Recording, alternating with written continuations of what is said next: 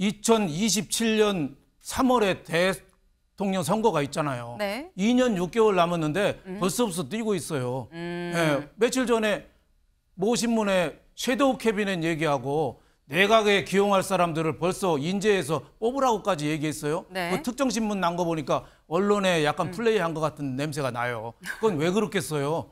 10월이나 11월에 1심 판결이 2개가 나니까 법원 판사 여러분 내가 대권 주자니까 준비된 대통령 웬만하면 무죄를 때리세요 하고 무언의 압력을 넣는 거죠. 네. 공직선거법 위반 사건과 위증교사 의혹 사건에 대한 게 나올 텐데 그 결과에 따라서 조금 변화가 있을 거예요. 단지 유죄가 나오더라도 저는 이재명 대표 위상은 흔들리지 않을 거라고 봅니다.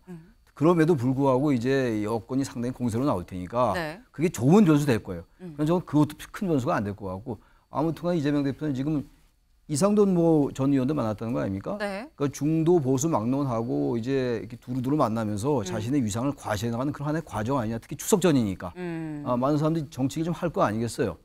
추석 때 그런 말이 나올 때 이재명 대표가 거의 이제는 대권 주자야 뭐 이런 말이 나오는 거를 의식한 것도 아니겠느냐.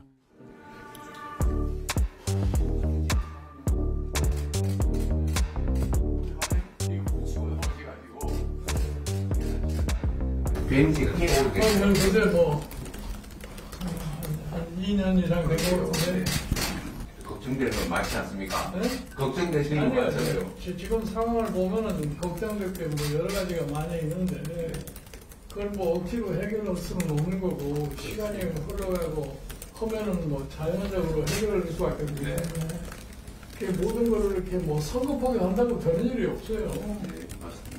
순리에 맞게 그냥 지나가게 내버려 두는 거지. 네. 이재명 대표랑 김종인 전 비대위원장 두 사람이 만났습니다. 근데 만나서 뭐 무슨 얘기 한지는 저희가 차차 좀 얘기를 좀 풀어가 보기로 하고요. 일단 임세현 대변인님. 지금 두 사람이 왜 만나? 이재명 대표는 이재명 대표가 먼저 만나자고 얘기를 했다고 해요. 그럼 이재명 대표는 김종인 위원장을 왜 만났냐? 추석 잘 쉬시라고 만나는 거냐? 왜 만난 겁니까? 그러니까 언로로서 어떻게 보면 정치권의 오랜 그 현안을 그 해안을 가진 언로로서 그 당의 조언도 구하고 이런저런 얘기를 듣고 싶으셨다고 저는 생각하고 있습니다. 그렇게 당에서도 알고 있고요. 네. 뿐만 아니라 김종인 전 대표뿐만 아니라 그 다른 여러 분들도 공개 혹은 비공개로 만나서 지금의 여러 가지 어려운 일들 해법을 조금 묻고 있는 과정이라고 봅니다.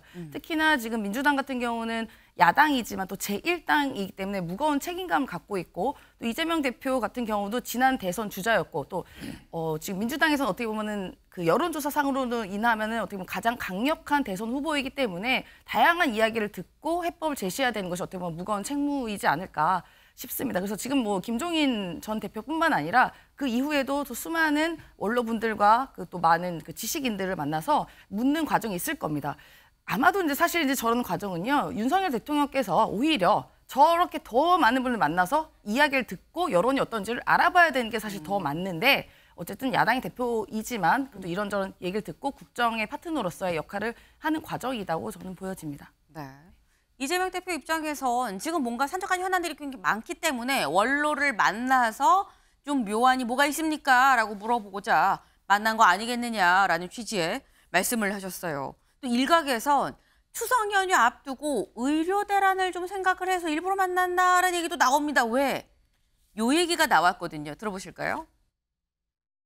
제가 전에 피부 화면 이거 붙이고 나오셔가지고 그게 사실 나는데 그때 많이 튀지셨다고 그러는데 따라하신 거죠? 그래도 그러면은 여러 난관을 겪으면서 네. 성공을 했어. 아 그렇습니까? 네. 과정이 있습니다. 어떻게 건강관리는 어떻게 하세요? 나는 뭐 별로 특별하게 건강관리 네. 하는 게 없어요. 그냥 뭐 가까다 걷기나 좀 하고 그러는 거지. 네. 김종인 전 비대위원장이 뭐 보이는 라디오라고 얘기를 하죠. 요즘 언론 인터뷰에 나와서 여기 이제 뭘 붙이고 나서 아니 왜 그러셨어요 했더니 아니 내가 여기가 좀 너무 찢어졌는데 이거 내가 22군데를 돌았어요. 전화를 했는데 뭐 다 안 된다 그래 뭐 이런 취지의 얘기를 했었어요. 그래서 그 얘기를 이재명 대표가 얘기를 하면서 지금은 괜찮으십니까? 라는 얘기를 물었죠. 이제 김종인 전 비대위원장이 약간 다른 얘기를 약간 동문서답 비슷하게 좀 다른 말씀을 하신 것 같긴 한데 그래서 혹 추석 앞두고 뭔가 의료 대란을 좀 강조하려는 의도도 있었던 거 아니야라는 그런 얘기도 같이 나옵니다. 이런 시각 윤영걸 대표님 어떻게 보십니까? 저는 뭐 그것도 뭐 일리는 있지만은 그거는 이제 식사 전에 대화의 물꼬를 좀 부드럽게 하기 위해서 아이스 브레이킹 정도라. 오전에 응급실도 가셨는데 좀 어떠시냐. 김종인 전 비대위원장이 올해 84시거든요. 네. 연세가 많으시니까 괜찮으시냐 뭐 여쭤본 거고 저 회동은 저는 상당히 간단한 그냥 회동 시간 많은 저 김종인 비대위원장 그리고 또 두 가지 신분을 갖고 있는 이재명 대표잖아요. 하나는 피의자 신분, 하나는 대권주자 신분. 두 개를 갖고 있는 사람이 만난 거죠. 상당한 의미가 있다고 봐요. 어떤 의미가? 이재명 대표가 2027년 3월에 대통령 선거가 있잖아요. 네. 2년 6개월 남았는데 벌써부터 뛰고 있어요. 예, 며칠 전에 모 신문에 섀도우 캐비넷 얘기하고 내각에 기용할 사람들을 벌써 인재해서 뽑으라고까지 얘기했어요. 네. 그 특정 신문 난 거 보니까 언론에 약간 플레이한 것 같은 냄새가 나요. 그건 왜 그렇겠어요? 10월이나 11월에 1심 판결이 두 개가 나니까 법원 판사 여러분 내가 대권 주자니까 준비된 대통령 웬만하면 무죄를 때리세요 하고 무언의 압력을 넣는 거죠. 또 하나는 당원하고 지지자들 네. 내가 비명뿐만 아니라 친문, 중도, 무당층까지 다 껴안을 테니까 여러분들은 내 무죄를 위해서 좀 띄워줘. 저는 두 가지 신호가 있다고 봐요. 그래서 시간 많은 김종인 위원장 그리고 욕심 많은 이재명 대표가 저녁은 먹었지만은 저건 어떻게 보면은 대권을 가기 위한 시발점이고 사법 리스크를 피하기 위한 제스처다. 나는 준비된 대통령이니까 네. 함부로 건들지 마. 지난번에 유창원 판사가 구속영장 이재명 대표 기각할 때 그랬잖아요. 죄가 있는 거는 어느 정도 소명이 되지만은 그렇다고 해서 야당의 대표를 구속까지 하냐. 그러니까 판사한테 그런 말을 지금 기대하고 있는 거다. 저는 이렇게 보고 있습니다. 지금 두 가지 포석이다. 하나는 미리 대선 준비하는 차원이 있고 또 하나는 곧 있을 선거에 대비해서 법원의 무언에 압력을 주려는 거 아니겠느냐라는 얘기인 건데 사실 첫 번째 대선 주자로서의 어떤 움직임은 뭐 예측 가능한 부분인 건데 최창렬 교수님 두 번째 지금 윤 대표님이 말씀하신 두 번째 앞으로 있을 선거에 대비하는 포석 차원이다?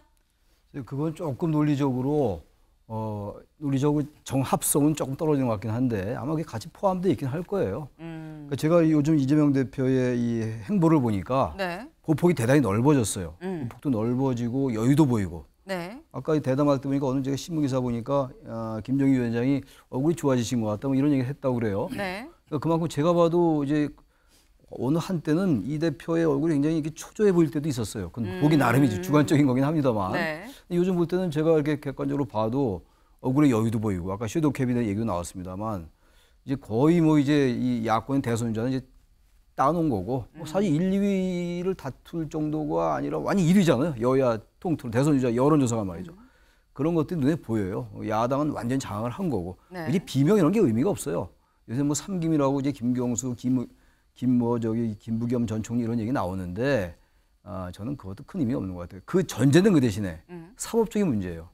10월 달에 이제 선거 공판이 나올 텐데 네. 공직선거법 위반 사건과 위증교사 의혹 사건이 되는 게 나올 텐데 그 결과에 따라서 조금 변화가 있을 거예요. 단지 유죄가 나오더라도 저는 이재명 대표 위상은 흔들리지 않을 거라고 봅니다. 그럼에도 불구하고 이제 여건이 상당히 공세로 나올 테니까 네. 그게 그게 좋은 변수 될 거예요. 그래서 저는 그것도 큰 변수가 안 될 것 같고 아무튼간 이재명 대표는 지금 이상돈 뭐 전 의원도 만났다는 거 아닙니까? 네. 그러니까 중도 보수 막론하고 이제 이렇게 두루두루 만나면서 자신의 위상을 과시해 나가는 그런 하나의 과정 아니냐. 특히 추석 전이니까 많은 사람들이 정치를 좀 할 거 아니겠어요. 추석 때 그런 말이 나올 때 이재명 대표가 거의 이제는 대권 주자야 뭐 이런 말이 나오는 거를 의식한 것도 아니겠냐 그런 생각이 들어요. 네. 네. 꼭 뭐 그 두 가지가 확고한 이유다라고 볼 수는 없지만 다 뭐 겸사겸사 좀 이유가 되는 거 아니겠느냐라는 말씀을 하셨습니다. 다음 기사를 좀 볼까요? 네. 아까 말씀 중에 나왔죠. 이재명 대표가 김종인 위원장만 만난 게 아니다. 이상돈 전 비대위원에 이어서 이상돈 전 의원에 이어서 김종인과 연쇄 회동을 한 거다. 외연 넓히기에 좀 나섰다라는 게 제목으로 아예 이렇게 박아서 나왔습니다. 그런데 왜 보느냐? 그럼 구체적으로 왜?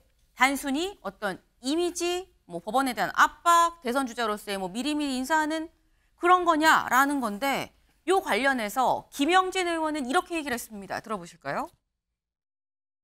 뭐 조간에서 보니까 이재명 대표가 최근 비공개 회의에서 대선 이후 내각 구성할 인사폭 좀 넓게 섭외해달라 이렇게 말씀을 하셨다고 하더라고요. 뭐 이건 맞나요? 저 예비 그 섀도우 캐비넷이죠. 예. 그거는 제가 보기에는 잘 준비해 나가는 것이 필요할 것 같아요. 그거 봐. 김종인 비대위원장은 이제 원로로서 네. 그동안 듣는다? 고견을 듣는 것이었고 이걸 네. 김종인 위원장께서 말씀하셨듯이 당신께서 직접 네. 현장에 나가진 않겠다라고 선언을 했기 때문에 그러시진 않으신 것 같아요. 적절하게 추천하거나 의사를 주거나 네. 컨셉을 주거나 네. 방향을 주는 그런 정말 어른으로서의 역할을 하시지 않을까 그렇게 봅니다. 네, 일단 김영진 의원 얘기는 뭔가 뭐 섀도우 캐비닛에 김종인 전 비대위원장이 들어간다기보다는 누구를 넣을지 인재를 추천하는 정도는 될 수 있을 것 같다라고 말씀을 하셨어요. 어쨌거나 이재명 대표가 그리고 있는 다음에 어떤 집권 시나리오에 뭔가 김종인 전 비대위원장도 도움을 주는 거다라는 걸 지금 전제로 아예 김영진 의원도 지금 얘기를 하고 있는 거죠. 그러면 신지호 의원님. 네. 국민의힘 입장에선 김종인 전 비대위원장, 이재명 대표 다음 집권 이렇게 도와도 되는 겁니까? 뭐 그건 아닌데요. 네. 지금 차기 대선이 언제죠? 2027년 3월입니다. 네.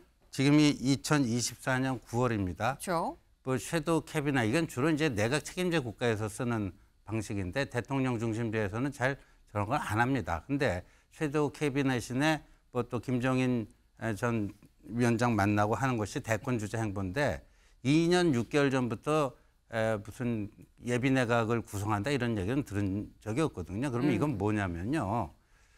다음 달에 이제 선고가 되지 않겠습니까? 2개 사건. 거기서 이제 대선 출마를 못하게 되는 피선거권 박탈형이 나온다, 1심에서 나온다 할지라도 나는 대선 가니까 괜히 내부에서 흔들려고 하지 마.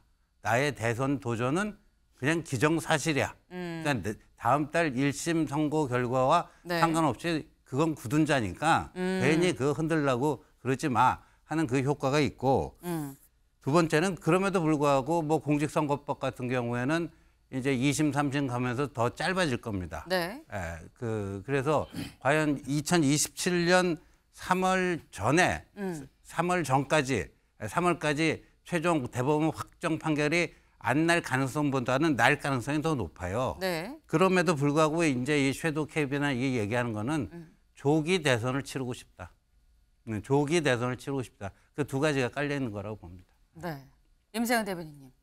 이게 조기 대선을 치르고 싶다는 게 깔린 거 아니겠느냐라는 말씀을 하셨거든요.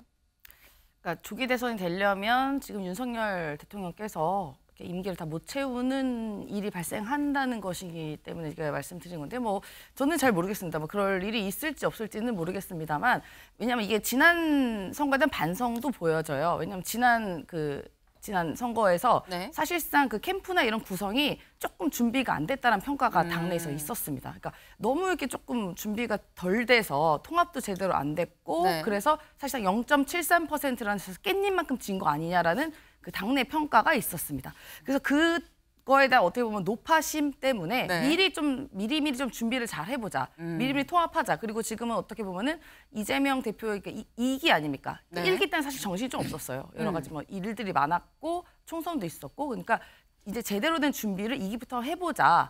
집권당을 준비하는 것은 모든 당의 목표 아니겠습니까? 뭐 민주당뿐만 아니라서 그러니까 그런 준비를 제대로 하고자 차곡차곡 준비하는 이제 그런 과정이라 저는 보여집니다. 예. 그래서 이거를 특별하게 뭐 의미를 보다는 그냥 차분하게 준비하고 해안을 듣는 과정이다. 오히려 저는요. 말씀드리고 싶은 게 그 집권당이신 한동훈 대표나 또 대통령께서 오히려 이런 행보를 더 광폭으로 해야 된다. 그런 역할을 더 하셔야 되는 게 맞는다. 오히려 야당의 대표보다는 우리 집권당 더 권력 있는 대통령께서 많은 분들의 이야기를 청취하고 민의를 듣는 것이 오히려 더 옳지 않을까 합니다. 네. 이재명 대표가 당연히 집권 다음 대선 준비하는 게 당연한 거 아니겠느냐. 차곡차곡 그냥 준비하는 차원이다라고 또 말씀을 하셨어요. 앞으로 사실 기간이 많이 남았기 때문에 앞으로 어떻게 진행되는가를 보면 답이 나오겠죠.